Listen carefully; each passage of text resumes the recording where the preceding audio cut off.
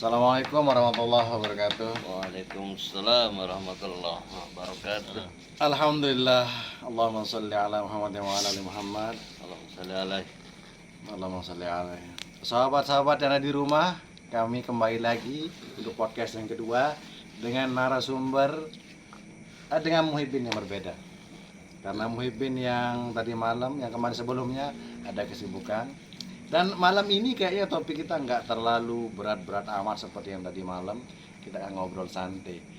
Dan mungkin malam ini kami akan flashback tentang perjalanan hingga kita duduk seperti ini ya. Kalau saya simpulkan ini ya, secara pribadi kita berkumpul di sini nih karena guru kita bisa berkumpul. Kita mengenal guru yang sama, alhamdulillah. Semoga beliau selalu dalam lindungan Allah, dengan sehat selalu. Amin. Yang kayaknya yang paling lama kenal ini Kakak Ayub deh. Yang paling dulu kenal. Iya. Sebelumnya Kakak Ayub memang sudah kenal Habaib atau memang baru-baru karena kita tahu dari Habib Rizik Habaib langsung mencuat namanya. Itu sepengetahuan saya ya. Atau memang Kakak Ayub memang jauh sebelum mencuatnya Habib Rizik ya. Jadi sebelum anak ke Saudi pun juga, karena di kalangan di tempat anak itu juga ada Al Qadri. Di mana nih? Di Tawah. Tawah itu dekat sama Lampu Api. Ayo, di Lampu Api itu ada di sana. Kalau di sana kan disebutnya bukan Habib Ye. Oh iya benar, Sayyid jadi Ye. Panggilan lama lah ya. Iya. Orang tua dulu ya. Ya, seperti itu. Jadi dari dulu sih memang udah kenal gitu, udah tahu. Jadi ada turunan dari zuriatnya Rasulullah kayak begitu. Kemudian dari sejak sebelum anak ke Saudi, waktu di Jakarta pun juga anak dicondet. Tahun berapa ke Oh, Saudi? condet. Dicondet di tahun 2009. Lama berarti. Masya Allah, Masya Allah. 12 kurang 9 tahun. Terus setelah pulang, setelah mengarungi bahtera rumah tangga, kemudian ya pekerjaan yang sekarang anda lakukan ini udah anda kenal segala macam seperti itu ya. Cuman di saat usia yang terbilang 30 tahun ke atas, memang masa-masa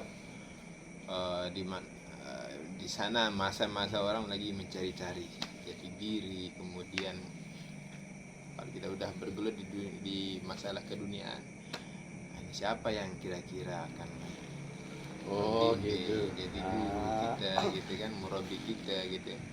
Kadang itu dalam benak pikir kita ini kadang tanya-tanya. Pasti pokoknya rata-rata ya, orang yang sudah melakoni pekerjaan dunia segala macam kayak begini, yang selama ini dunia, terus nanti kalau dia udah sampai di umur 30, kadang di sana rata-rata banyak contoh, makanya ada istilahnya orang hijrah. Oh gitu Ya kan, orang hijrah.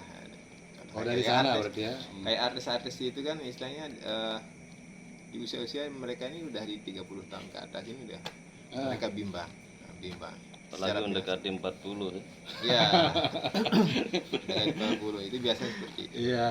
Nah, jadi awal ketemu Hana sama Habibmu itu awalnya dulu memang dari parfum. Wah. Ya mudah-mudahan ya pertemuan Hana dengan Kayaknya masyhur ini cerita ini ya. Cuma detailnya Oke. malam ini kita Saya bisa potong dengar. ya. Dari parfum karena beliau bos parfum begitu. Ya, iya. Almuna ya. Iya, Pak. Masya Allah. Dulu ana sholat di Al-Hamid, kemudian ana cuma mampir di Al-Muna. Ntar dulu Hamidah. Hamidah. Hamidah. Masjid Hamidah. Oh. Masjid Hamidah, karena beliau toko dulu beliau di depan, dan ana coba mampir di sana beli parfum, ketemu sama karyawannya. Dan Apa namanya? Sebentar dulu, yang karyawan ya, yang mana nih yang karyawan ini? dulu Andi, udah berhenti. Karyawannya Habib dulu, cewek. Oh yang Kayaknya lapas. Ini kaca, ini kaca. Udah ada santai ya terus. Iya, udah. Lanjut. Ya, anak ketemu sama karyawannya, kemudian siapa yang punya, anak tanya lah seperti itu. Siapa yang punya parfum ini? Oh, ini namanya Habib Muhammad. Oh, sudah tahu berarti ya. Yang karyawannya tahu Habaib. Oh iya, tahu. Nah, soalnya kan beberapa karyawan di Almuna itu sering nyebutnya bang. Enggak. Oh. Tahu. Beberapa dari mereka nggak tahu. Dia disebutnya di sini beliau itu ustadz, dia bilang. Oh. Oh, begitu saya. Nah, akhirnya dari sana, nah apa namanya? Dan kebetulan juga anak lagi mau prospek apa ya kira-kira usaha yang bisa anak lakon selain daripada usaha yang sekarang ini gitu. Mau membuat cabang usaha lagi gitu. Nah, jadi anak lirik. Usaha yang sekarang apa, Ustaz? Dekorasi. Oh, dekorasi. Oh, iya, Yang masih sekarang. iya. Nah, intinya anak mau cari apa Tambahan namanya? Ya, warna usaha. Warna baru di usaha. Nah, Oh, akhirnya gitu. akhirnya anak tanya di sana kira-kira bisa nggak kita grosir apa gitu, iseng aja waktu Iya. itu. Belum ketemu. Belum ketemu. akhirnya kemudian dikasih kontaknya sama karyawannya. Sekat. Ntar pas ketemunya. Ntar. Kayak Edi gimana ceritanya?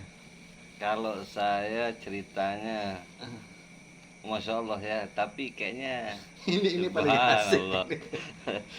Jadi awalnya anak ketemu itu jujur itu murni berkah selawat. Jadi sebelumnya kebiasaan saya itu Ntar dulu. Sebenarnya apa dulu yang motivasi untuk ketemu Habaib ini ceritanya bagaimana? motivasinya secara simpel ya. Gimana singkat, ceritanya ya. kok Jadi waktu mau jadi itu Habaib gitu? Jadi waktu itu saya seperti yang dikatakan Ustaz Tauhib tadi, mungkin ya itu waktu itu hal itu yang dinamakan hijrah ya. Jadi saya ingin belajar bagaimana memperbaiki diri, iya. sehingga singkat cerita saya waktu itu sempat masuk majelis. Nah, majelis ini yang saya tahu waktu itu hanya apa sih ini orang kok Selawat. asik musik Oh, musik iya. bukan Oh. selawat. Ana belum paham dulu selawatan itu Oh apa. iya. Jadi yang Ana temukan kenikmatan itu di musik. Yang sekarang ini yang saya pahami ternyata itu musik hadroh. Jadi saya taunya dulu tuh rebane. Oh iya. Tapi sama iya. sudah. Sama. Nah, jadi awalnya saya senang dengar musiknya. Begitu saya masuk majelis itu, ternyata di situ saya paham tentang ternyata yang dibaca selawat itu apa? Ternyata itu junjungan kepada Nabi besar kita Muhammad Sallallahu Alaihi Wasallam. Nah, suatu saat majelis ini mengundang, kalau tidak salah namanya Habib Fuad. Oh, Habib Alkaf. Iya, Iya, ini Raja Selawat itu Lombok ke Timur itu. dari Lombok Tengah. Iya, Lombok Timur ke Lombok Tengah Matang, menguasai iya. sudah ya. Nah, jadi waktu itu saya tidak bisa hadir. Hanya ditelepon, kenapa Pak Edi tidak hadir kemarin? Oh iya, saya mohon maaf, kebetulan waktu itu saya ada pekerjaan proyek di Sumbawa, jadi kenapa emangnya? Nah, mereka bilang, oh kemarin kita ngundang Habaib kan ya. Siapa itu Habaib? Oh, Habaib itu zuriatnya Rasulullah Sallallahu Alaihi Wasallam. Begitu. Apa itu zuriat? Waktu itu saya belum paham jurahnya itu apa. Habaib itu apa? Ternyata di situ saya dijelaskan tentang bagaimana bahwa zuriat itu adalah keturunannya Rasulullah Sallallahu Alaihi Wasallam. Sana jadi tahu terus setelah Iya, itu. akhirnya saya gitu. Kalau gitu besok saya pingin ketemu sambil. Jadi seolah-olah di majelis itu seperti tidak layak seorang Habaib ini bertemu dengan seorang Pak Edi seperti Awal, saya sekarang gitu. awal. Saya berpikir seperti itu karena teman-teman majelis seolah-olah seperti menyampaikan bahwa orang-orang yang layak untuk bertemu sama para Habaib ini adalah orang-orang yang bersih, orang yang suci, Oh, iya. orang-orang soleh. Orang soleh. Iya, bukan orang-orang sembarangan atau bukan orang-orang kotor seperti Pak Edi. Nah, disitulah hati saya berontak. Nah, saya berpikir tidak ada salahnya seseorang yang ingin memperbaiki diri akan ada halangan oleh apapun. Nah, di situ saya berpikir bagaimanapun caranya saya harus bisa bertemu dengan Habaib. Iya. Jadi waktu itu saya mulai mencari tahu di mana Habaib, siapa itu Habaib, dan harus bagaimana saya bisa bersalaman atau memandang wajahnya Habaib itu ya. Jika waktu itu Sebentar, terus. Ini saya menunggu cerita yang waktu itu, asiknya. Masya Allah, ada anak buah saya dulu, saya punya travel. Ya. kebetulan anak buah saya itu ada kasus penipuan masalah mobil. Dan salah satu yang kena tipu ini adalah ada yang disebut Ustadz Habib. Nah, akhirnya ketemu. di situ tiba-tiba secara pribadi saya kaget. Saya kaget. Sebentar dulu. Ini yang kena masalah ini Habib atau Habaib? Saya tanya begitu sama anak buah. Tapi ya, apa bedanya bos Habaib dengan Habib? Kalau Habaib bisa jadi itu zuriyahnya Rasulullah. Tapi kalau Habib itu bisa jadi sekedar nama, Habibur Rahman atau Habib Yusron Habib, terserah. Terus yang bos cari, ya yang saya cari itu Habaib, yaitu zuriyahnya Rasulullah SAW. Nah, singkat cerita dia bilang, saya tidak tahu bos ini Habaib atau Habib biasa. Yang jelas dia punya majelis selawat. Berarti ini Habaib. Akhirnya saya buru malam itu. Apapun malam ini kita harus ke sana, ketemu sama beliau. Enggak bisa bos, ini sudah tengah malam dan saya tidak enak. Enggak ada istilah kata enggak enak. Yang jelas saya harus ketemu malam ini sama beliau. Saking subhanallah cinta, rasa ingin ketemu sama yang namanya Habaib. Entar ini rasa penasaran atau memang ada rasa lain? Bukan penasaran ya, lebih kepada ya subhanallah, mungkin ini yang dinamakan kecintaan ya. Oh masya Allah. Iya. Ini bab cinta. Jadi masya Allah malam itu kalau tidak salah sekitar jam 11 saya ke pondok pesantren itu dan alhamdulillah saya bertemu dengan beliau. Sehingga singkat cerita saya salaman, kita beri salam, duduk diterima dengan masya Allah sama beliau.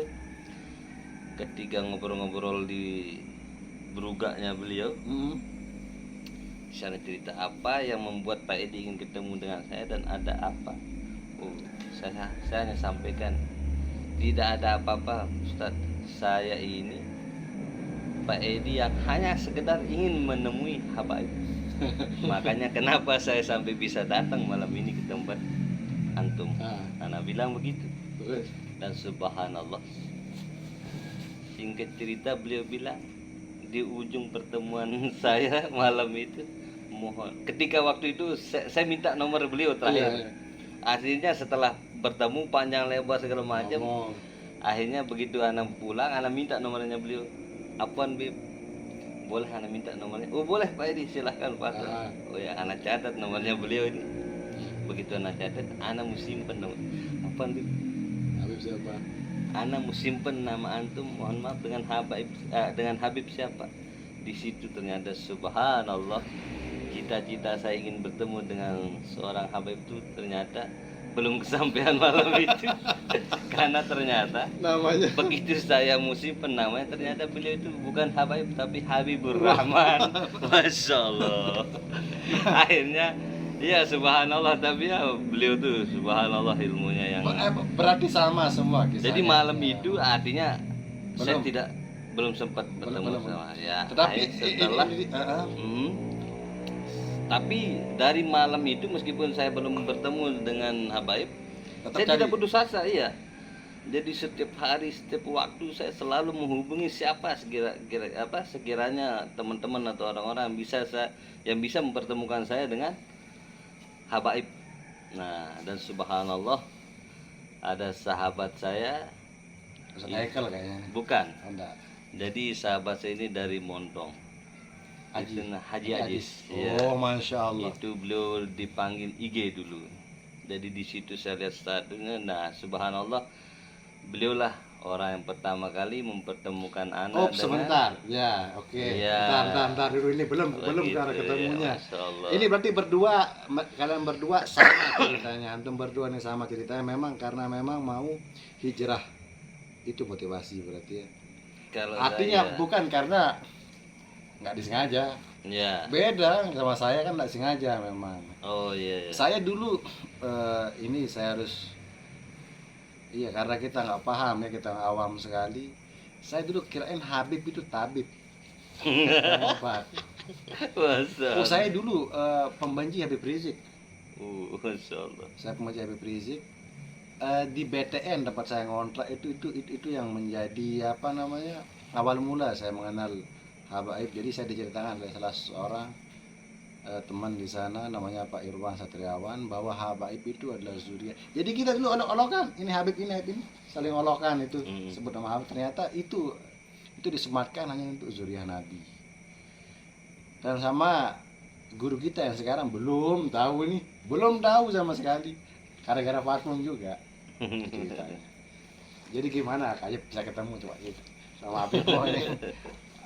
Ya ala kulli hal ya, pertemuan kita dengan orang soleh itu tidak terlepas dari taufiknya Allah, petunjuknya Allah. Iya. Ya. Yang pertama dulu memang bukan semata-mata kebetulan, enggak juga. Dibilang kebetulan juga enggak juga. Artinya ya kita banyak ya kalau belajar untuk ilmu dimanapun bisa, dimanapun bisa kita dapetin. Tapi terkadang perkara masalah hati ini perlu waktu itu memang tapi kita butuh sosok ya, sosok teladan, Pembimbing gitu. wa murabbi istilahnya. Syekhul murabbi artinya di sana kayaknya kita perlu ada sosok seseorang yang kira-kira bisa kita teladani gitu. Nah akhirnya sebelum mana ketemu dari parfum apa segala macam itu jauh sebelumnya itu dalam hati ini istilahnya perlu seseorang ya. Akhirnya ya anak lakukan ini sholat segala seperti yang di podcast kayak kemarin gitu ya. Berarti ini sama seperti mencari istri yang dilakukan. Iya, Istiqoroh segala macem. Iya. Ya memang benar ya, dalam artian jangankan tentang istri, antum nyari seorang guru itu dianjurkan oleh para ulama itu. Secara betul, Masya Allah. Artinya ada perjalanan beliau top memang. Dan makanya saya bilang bukan karena kebetulan ya, enggak. Tapi memang ini arahan dari yang di atas insya Allah. Ini kita yakin. Dan pada saat itu ketika saya sudah itu malam itu langsung dijejet sampai ketemu. Enggak, maksudnya malam itu istikharah malam bukan, maksudnya malam anak ke Al-Munah di Parfum itu ketemu sama karyawannya memperkenalkan Habib ke saya, kemudian kasih nomor kontaknya dan anak langsung chatting sama Habib gitu, sama beliau dan langsung Habib langsung minta nanti di mana, nanti di mana, karena udah mau jalan pulang. Dan udah mau jalan pulang ini gitu. Rumah ente di mana? Nah gitu. Oh, Masya Allah. Artinya rumah ente di mana? Oh ya, saya share lokasi. Saya share log dan malam itu pun langsung Habib ke rumah. Pada saat itu Habib yang ke rumah? Ayo. Kurang ajar ya Tuhan. Bukan beliau. Bukan beliau yang mau. Saya enggak pernah gitu, makanya Sherlock ke rumah. Kita yang ke rumah ini Enggak, artinya beliau mau. Masya Allah. Artinya malam itu juga langsung pada ya saat mungkin salah satunya berkat kecintaan itu ya, sehingga lebih dipermudah. Masya Allah. Oh sebentar, kata-kata ini membuat saya tersinggung ini. Bukan, ya artinya kita selalu berpikir positif saja kan? Karena kecintaannya berarti kita yang berkunjung itu. Bukan artinya kita bukan berarti kita tidak cinta, artinya Allah ingin memperlihatkan kepada kita terus tambah cinta kita gitu. Biar semakin usaha. Iya benar, artinya jangan kita lemah dengan apa yang beliau dapatkan gitu. Sedikit terhibur. Kan kita ini dalam kebaikan itu boleh. terus Masya Allah. Ya artinya ketika beliau pengen langsung berkunjung pada saat itu ke rumah, ya anak saya kasih rumah anak dan alhamdulillah dulu masih mobil Fortuner yang dulu beli pakai itu. Oh, mobilnya Abah itu gitu. Iya. Nah, beliau langsung ke rumah dan ngobrol. Tapi ngobrolnya kita bukan masalah yang macam-macam. Ada artian bukan masalah kajian apa, masih seputar parfum. Oh, bisnis. Tahun 2000 berapa itu? Lupa ya. 2020 enggak? Sedang Covid apa tidak itu? Belum. Oh, jauh. Berarti Belum Covid. Nah, berarti beliau benar-benar lama, senior sudah. Senior. Jadi ini senior lamanya itu ada jeda.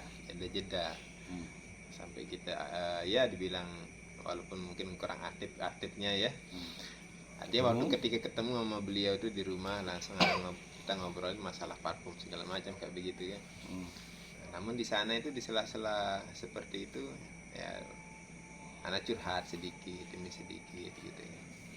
Artinya tentang masalah perkara hati ya apa segala. Dan beliau juga ceritakan tentang background artinya tentang beliau Tarkim segala macam kayak begitu. Dan di sana langsung keletak hati anak. Artinya menyentuh langsung ya. Dalam artian apa sih? Anak kan ini lagi proses pencarian seorang murabbi istilahnya begitu ya. Nah di sana langsung tek gitu ya. Kayak Allah mendatangkan ijabahnya lah istilahnya seseorang yang inilah dia orangnya kayak begitu. Akhirnya di sela-sela itu anak ungkapkan itu. Anak pengen lebih belajar lagi tentang agama segala macam. Dan alhamdulillah ya beliau mengiyakan pada saat itu ya, insya Allah ya. Nanti antum ngomong maksudnya antum mau belajar sama beliau gitu. Atau antum saya ngomong hanya mau belajar agama saja. Iya, anak belum belajar dan anak nyatakan bahwa mungkin antum orangnya. Oh begitu. Ya, mungkin antum orangnya kayak begitu segala macam. Akhirnya beliau pun juga terletak juga mungkin dalam artian insya Allah nanti ya kapan kita buka kajian seperti itu. Akhirnya makanya ya kayak kemarin anak kita di rumah beliau pada saat itu. Yang dia tahu waktu anak pertama kali ketemu sama itu antum ingat waktu Iya kemarin. Iya. Nah, kayak inilah anak pengen cita-cita buat kelas kayak gitu. Oh. Nah itu maksudnya. Itu cita-cita beliau. Berarti itu lama diceritakan sama beliau ya untuk buat kelas taklim itu. Kelas yang sekarang ya berarti ya. Jadi dulu tuh memang kan beliau sering keluar kota segala macam. Oh iya benar. Akhirnya itu agak tersendat pada saat itu. Akhirnya kita enggak, dan anak pun juga sering karena beliau sering keluar kota segala macam. Ya jarang bisa ketemu begitu. Tapi pernah ketemu setelah pertemuan itu? Oh iya, pernah sih. Tahu rumah segala macam. Tahu. Adik kita disuruh ke rumah juga ke tempat beliau. Di sana dan sendiri. Masih belum ada. Ini. Belum ada. Oh ya masya Allah. Itu pertama kali kita ketemu itu Ustaz. Iya. Antum baru muncul lagi atau gimana? Baru muncul lagi. Setelah beberapa bulan, setengah waktu tidak pernah ketemu lagi, gitu kan. Nah, soalnya malam itu beliau sempat bilang, ini juga murid anak tapi baru muncul gitu. Waktu hilang beberapa bulan. Saya ketemu pas acara kajian di Rabita itu kan sama Kak Ayu pertama. Iya. Ya itu kalau yang salah ya. Ini saya bilang dia mau berobat mungkin orang ini ternyata tukang obat. Salah. Soalnya yuk kenapa akrab sekali orang ini saya bilang. Kayaknya saya yang pertama akrab ternyata banyak di belakang saya yang lebih akrab. Kita pede awal-awal. Ya Allah. Kakak Edi gimana awal pertemuan seperti itu? Jadi setelah itu apa namanya? Ya alhamdulillah waktu itu langsung saya bisa ketemu sama beliau di apa namanya di Montong ya. Oh dia pertemukan memang sama Ketua Najis. Iya dan subhanallah itu malam itu saya nunggu kurang lebih hampir 4 jam ya nunggu beliau. Dan waktu itu teman saya ini si Haji sini itu sempat pesimis bahwa kayaknya belum rezeki ya jadi ketemu sama beliau malam ini. Tapi subhanallah keyakinan ana lebih kuat. Ana yakin ana bisa ketemu sama beliau malam ini. Dan ana berpikir waktu itu ana ukur dari segelas kopi ana, kalau memang sampai habis kopi ini belum datang, artinya ya ana belum ditakdirkan ketemu malam ini. Tapi subhanallah baru setengah beliau datang. Panas itu tadi. Panas antum belajar ngopi ya. Biar ketemu terus. Dan terus begitu beliau datang, masya Allah di situ kegembiraan yang luar biasa yang ya mungkin saya dibilang lebay atau puitis atau apalah namanya. Yang jelas saya pribadi merasakan tidak ada kebahagiaan malam itu selain bertemu dengan beliau. Artinya kebahagiaan yang sebelumnya itu tidak bisa menyaingi kebahagiaan Ana malam itu ketika ketika Ana bertemu sama beliau malam itu. Dengan posisi beliau sendiri bingung. Hah? Maksudnya? Iya, ini siapa mau ketemu sama? Ini dari langit bilang. Iya, Ana bilang, Ana Pak Edi. Ana orang kotor ingin bertemu sama antum. Kadang lebay ya kadang. Ya artinya kan itu Oh, iya, pemahaman iya. Ana sendiri. Oh, iya. Kotor dalam artian dari Subjektif segi juga, apa? Iya. Jadi akhirnya subhanallah waktu itu ternyata di Montong itu ini jamaahnya beliau, majelisnya beliau. Dan Ana ini tiba-tiba Ana langsung duduk di dekat beliau. Oh, belum ngisi. Belum. Oh, belum. Artinya sampai pada akhirnya begitu Ana tiba-tiba duduk satu tikar sama beliau, satu karpet sama beliau itu. Kita ngobrol asik sih. Sampai pada akhirnya beliau pulang. Beliau pulang dan beliau menyarankan, "Ente main-main ke rumah." Oh, siap, Beb. Syukron. Nah, yang lucunya begitu beliau pulang, semua jamaah Montong protes sama Ana. Tahu apa yang mereka bilang kepada saya? Ente Pak Edi, ente paling kurang ajar. Yuk, kenapa sih? Kami ini muridnya beliau sudah sekian tahun dan belum pernah duduk bersanding sama beliau. Sedangkan si ide yang baru ketemu langsung bisa duduk sama beliau. Masya Allah, artinya itu hadiah yang luar biasa bagi anak. Dan itu memang murni keberkahan dari Allah Subhanahu wa taala yang memberikan saya. Kalau bukan itu anugerah, ya mungkin anak tidak bisa duduk bersanding sama beliau di satu karpet. Iya, alhamdulillah, malam itu. Masya Allah, istiqomah kita. iya. Dan sampai detik ini subhanallah. Ya artinya ya kita mungkin masing-masing punya kecintaan yang berbeda ya, yang kita sendiri bisa pahami bagaimana masing-masing bisa mengungkapkan kecintaan itu. Oh iya, teman-teman Montong, terkadang Khusus saya sapa dulu ini. Oh iya tuh. Haji syukron. Pokoknya ana selalu ingat sama antum, masya Allah. Meskipun antum tidak bisa sementara ini tidak bisa ikut majelis atau apapun, mungkin jarang ketemu sama kita, tapi kita insya Allah selalu ingat sama antum Ustaz. Masya Allah. Syukron, jazakallah khair. Teman-teman di Montong, ya, saya pribadi rindu kapan kita duduk di rumah Habib, ngobrol, ngopi, segala macam, tukar pikiran, dengar-dengar nasihatnya. Hilang sekali nih teman-teman di Montong nih. Ya minimal ikan bakar lah. Entah, bercanda, tapi iya kapan-kapan kalau bisa. Tapi ya boleh lah. Kalau ada ya enggak apa-apa. Kalau nggak ada nggak apa-apa. Tapi ya saya harapkan kita bisa ketemu di Tapi rumah satu Habib. hal antum sendiri belum ceritakan kan. Oh iya, benar. yang saya memang apa ya? Tapi yang paling saya ingat dari ceritanya Habib ketika antum ketemu beliau, antum tuh pakai imamah Kita nggak tahu ini. Jadi Masya kita gila, kita nggak tahu apa itu, bagaimana adab segala macamnya. itu jasa. Saya, masya Allah memang ya namanya udah Allah memang udah mengatur semuanya. Jadi saya ketemu sama Habib dan Tuan Guru Hawasi itu, nggak sangka saya itu bisa dekat. Jadi ada haul dulu, bisa ingat haul Habib Soleh Tanggul kan masalah. Tuan Guru Hawasi yang dari Hawasi. Oh ya, masya Iya. Allah beliau. Ada haulnya. Dan saya enak gitu ya kalau nggak ada grup sholawat nih memang. Pas terakhir acara, ayo semua makan nasi kebuli. Nggak ada bersama rombongan, nggak ada rombongan lah. Sedih kira di belakang. Jadi di sana saya pertama kali ketemu sama beliau. Saya belum tahu itu bahwa itu adalah Habib Muhammad, tahu ya bahwa itu namanya Tuan Guru Hawasi. Hingga akhirnya saya ngechat tiap malam karena ini kan bos parfum, kita chat nih.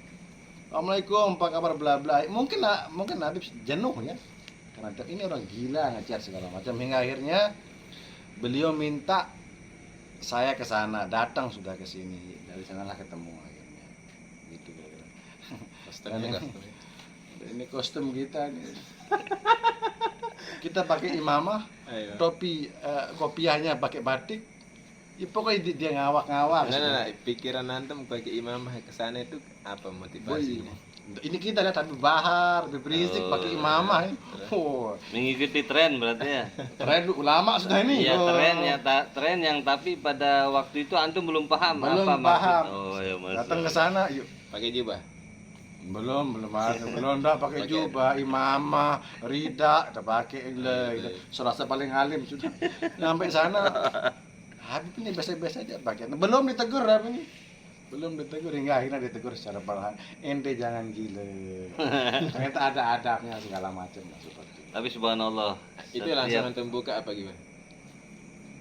Masih tetap. Waktu itu hanya senyum ya. Kali bahasnya senyum. Mungkin mau ketawa terbahak-bahak mungkin Habib, cuman kan orang baru dikenal lah mungkin kita ketawain. Iya. Saya mestinya kan bisa senyum-senyum Habib Hussein. Itu Habib Hussein mana? Hussein bin Zain di Oh, bin sana, Zain, Masya adiknya Allah. beliau, masya Allah. Gila. Dari sana akhirnya kita berbicara tentang parfum biasa, parfum. Masih pakai imamah. Oh iya, kedua ketiga enggak sih. Awal-awal aja kita udah mulai gitu. Imamahnya apa ini? Orang di rumah dianggap saya ini ustadz, orang dulu imamah. Tapi insya Allah ya mudah-mudahan. Ya, intinya mudah-mudahan kita. kita paham sudah yang bisa tamat taat segala Amin. macam. Imamah yang belum mungkin nyampe sana. Nah, suara aja enggak kelar-kelar. Kemudian ini nih, apa yang membuat antum semua ini masih bertahan untuk mengikuti beliau? Artinya istiqomah itu, janganlah kita berbicara istiqomah tentang taklim segala macam. Apa motivasi atau yang membuat antum berdua ini istiqomah mengikuti petunjuk saran beliau, masih dekat sama beliau itu sampai sekarang? Kalau Katuan mungkin apa katuan? Mantap dulu. Atau antum enggak pernah apa mana? Ana simpel saja. Ana ingin selamat dunia akhirat, itu saja, simpel. Oh, begitu ya. Iya. Saya tidak ingin menyinggung pihak manapun ini ya. Ada memang beberapa pihak tertentu, oknum tertentu. Oh ini habaib lagi naik namanya. Dia punya usaha, atau dia ada kepentingan. Dia dekat melejit naik. Artinya ingin mencari sesuatu, ada hal dunia yang ingin dia capai, tapi dia meninggalkan apa yang seharusnya mungkin ya, dia harus khidmat, harus taklim, harus apa segala macam, dia tinggalkan hanya untuk kepentingan dunia semata. Oh ya, saya lanjut ya, mumpung antum bilang seperti itu, jadi saya cerita sedikit tentang pengalaman saya pribadi. Jadi ternyata subhanallah, selain dekat sama beliau ini, ternyata banyak hal yang apa istilahnya yang menjadi ujian bagi saya pribadi ya. Bagaimana harus menjaga hati, bagaimana harus menjaga Prasangka. iya apa artinya adab segala macam. Dan subhanallah, saya rasa bagi saya pribadi tidak mudah ya. Karena Iya. apa yang antum sebutkan tadi itu pernah terjadi sama diri saya sendiri. Sebagai muhibin yang baru ya, yang artinya yang baru belajar, bukan seperti antum yang masya Allah subhanallah sudah luar biasa sebagai muhibin.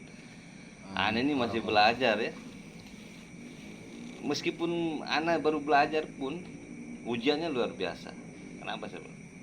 Ana pernah suatu saat ana pernah waktu itu ada sipulan teman. Apa tujuan Pak Edi Dekat dengan dekat dan masih ya sama seperti antum bilang tadi itu, masih bisa bertahan dengan beliau? Apakah antum ingin terkenal, antum ingin materi segala macam? Di situ saya pribadi kaget, subhanallah. Ternyata dekat dengan beliau ini banyak pemikiran dan banyak pandangan yang di luar konteks, artinya secara pribadi terpikirkan. iya, tidak terpikirkan seperti jadi, itu. jujur secara pribadi saya hanya tadi itu prinsip saya ingin selamat di dunia dan akhirat dengan sesuai dengan syariatnya Allah. Nah tapi ternyata banyak pemikiran yang subhanallah yang beda ya, yang dari apa yang kita pikirkan. Seperti tadi, ternyata orang memandang saya ingin dekat dengan beliau itu ingin terkenal. Dari sana kita tahu Iya, ya. hanya di situ saya sampai waktu itu mohon maaf saya menjawab hal itu terlepas dari beliau habaib ya. Ana sampaikan sama si Fulan, mohon maaf kalau antum lihat anak ingin terkenal kenapa anak ingin dekat sama beliau hanya gara-gara ingin terkenal, mohon maaf terkenalnya anak sudah sampai kementerian. Itu yang pertama sampai ya. ngomong begitu ya. Jadi bukan sekelas Pak Gubernur, tapi sudah sampai ke kementerian. Nah, terus yang dari segi materi, ana setiap hari tidak pernah kurang dari uang 5 juta untuk menghabiskan uang setiap hari. Waktu itu. Ya, jadi tidak ada yang bisa saya tangkap dari pemikiran Anda itu ketika Anda melihat apa tujuan anak dekat sama beliau itu hanya satu, yaitu anak ingin selamat dari dunia dan akhirat ini ya. Dengan keberkahan beliau, dengan keberkahan bersama beliau, itu saja. Nak terpikir berarti ya? Iya, artinya tidak terpikir dan saya sendiri kaget gitu loh. Ini pas ceritanya Habib Abu Bakar Al-Adni itu ceritanya ini. Ada buku tentang bagaimana menghilangkan sifat hasud dengki saking nggak tahunya ya. Cuma subhanallah ya artinya ya di situ juga saya langsung beristighfar juga tentang situasi itu. Artinya banyak hal lah ya yang perlu kita jaga.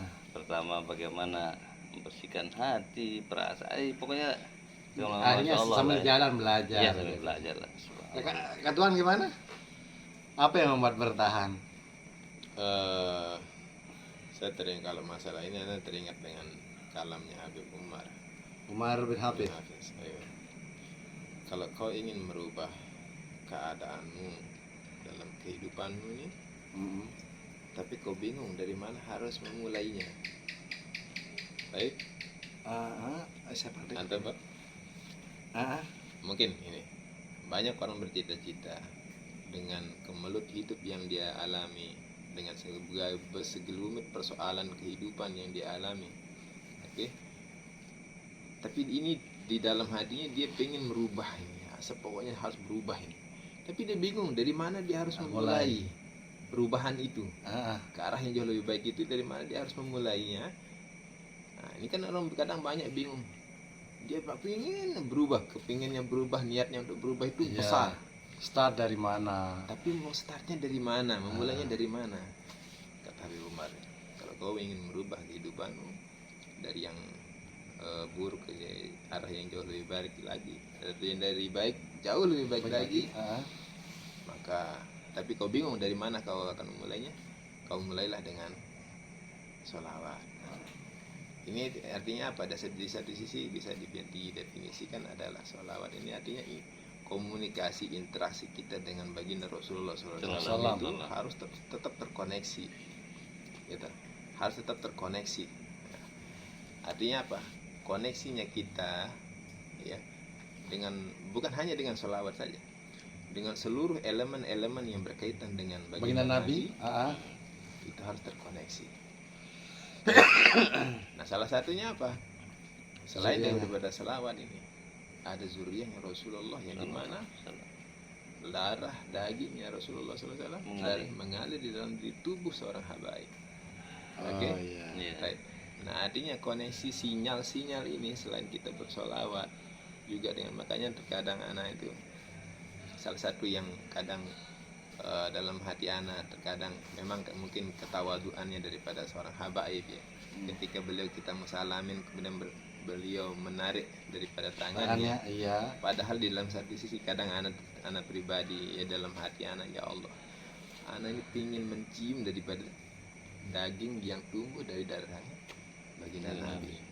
Ini itu yang kita lihat, ya, itu yang kita lihat gitu. Kita pengen mencium, lagi sampai memandang seperti itu. Itu dari satu sisi bahwa bagaimanapun istilahnya dalam kehidupan kita ini, ya, mungkin kita bisa bersolawat dimanapun saja, tapi koneksi kita dengan zuriyahnya Rasulullah SAW ini mudah-mudahan ya seperti katanya Amin. Ustadz Abdul Somad juga istilahnya. Saya ceramah seperti ini di mana-mana saya ceramah, itu Oh iya. bisa saja Ah, ada ketidakikhlasan, ada ria, mungkin ujub, ria segala segala macam. macam. Tapi saya punya modal satu. Saya pernah mencintai daripada Zuriat zuriat Rasulullah. Alasan seperti itu, dan memang itu logis. Sebagaimana kisahnya Sayyidina Umar radhiyallahu anhu ketika beliau meninggal dunia, pas beliau baru meninggal dunia dan dimasukkan ke liang lahat, Sayyidina Ali karamallahu wajhah penasaran dengan wataknya Sayyidina Umar ini yang begitu keras, ya, terkenal dengan keras. Apakah Sayyidina Umar ini masih berani tidak? Bagaimana dia menghadapi daripada mungkar dan nakir di dalam kubur? Keseremnya ini, kerasnya ini, apakah masih kepake di dalam kuburnya apa enggak? Gitu. Akhirnya apa? Sayyidina Ali kemudian bermohon, berdoa kepada Allah agar dibukakan hijab, agar dipertontonkan bagaimana ketika Sayyidina Umar berhadapan dengan mungkar dan nakir. Dan apa yang terjadi? Sayyidina Umar ketika berhadapan dengan mungkar dan nakir, diriwayatkan itu bahwa beliau tidak mengandalkan dirinya, tidak mengandalkan amalan-amalannya, tidak mengandalkan ibadah-ibadahnya. Ketika ditanya sama mungkar dan nakir, ente tidak tahu ini anak siapa?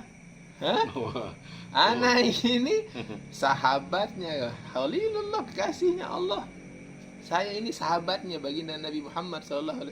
Beliau tidak mengatakan saya ini rajin sholat, saya ini rajin puasa, saya ini rajin ibadah, saya ini haji, umrah segala macam, saya ini amirul mukminin. Beliau tidak mengatakan, tidak membanggakan dirinya. Tapi yang dibanggakan adalah saya ini sahabatnya, kasihnya Allah. Ini tidak tahu ini siapa. Sejak saat itu karena nakir tidak lagi mewujudkan dirinya yang begitu serem, iya kan? Ketika dia siapa sudah berhadapan dengan Sayyidina Umar. Apa yang bisa kita ambil pelajaran di sini? Kalau kita akan mengandalkan ibadah sholat kita, mengandalkan Allah ke dia, sangat jauh mungkin ya dari konteks kekhusyuan, ya. Banyak kurangnya dari ibadah kita. Tapi satu hal yang kita mungkin bisa andalkan, kita ini pernah cinta dengan zuriyahnya Rasulullah. Begitu ya. Kita pernah cinta, kita pernah dekat dengan keturunan dari Rasulullah SAW. Dan ini yang mungkin kita bisa andalkan, ya, istilah seperti itu. Ya Allah, mungkin salat kita kurang, mungkin ibadah kita kurang selama ini. Tapi ya Allah, demi Rasulullah, ya, demi kekasihmu, saya pernah mencintai daripada keturunannya. Dan siapa yang mencintai keturunannya, ya maka insya Allah kita akan mendapatkan mahabbahnya Rasulullah. Insya Allah, syafaatnya insya Allah. Ya, artinya inilah yang mungkin bisa membuat kita istiqomah, ya, membuat kita bertahan juga. Dan kemudian di satu sisi juga, nah, contoh kayak seperti ini, seperti yang pernah juga dikalamkan oleh Habibmu, ya. Nanti itu Habib Salim Asyatiri, ya, akan membawa bendera sendiri, membawa, kalau anda tidak hilap ini Habib Salim Asyatiri atau abahnya Habib Salim, ya, dia akan membawa bendera yang akan dan beliau akan mencari mana murid-muridku atau yang belajar dari murid-muridku. Insya Allah. Mana kumpul di sini di satu bendera. Ya Allah, berarti nyambung ke baginda Nabi ujung-ujungnya kan? Karena Habib Salim juga punya guru. Sanatnya terus hingga dari guru, dari keilmuan nyambung, dari nasab nyambung. Artinya apa? Di padang mahsyar kita ini harus bisa menentukan dari sekarang dengan siapa kita ingin berkumpul. Nah, kemudian yang kedua, jangan pernah juga istilahnya, kalau kita contohlah kita sekarang sudah menimba ilmu dengan beliau segala macam seperti itu, jangan sampai kita kehilangan berkahnya. Dengan apa? Melihat sesuatu yang tidak, kayaknya mungkin tidak elok dilihat dari sikap dan tingkah laku yang nampak pada zahirnya habaib, jangan sampai itu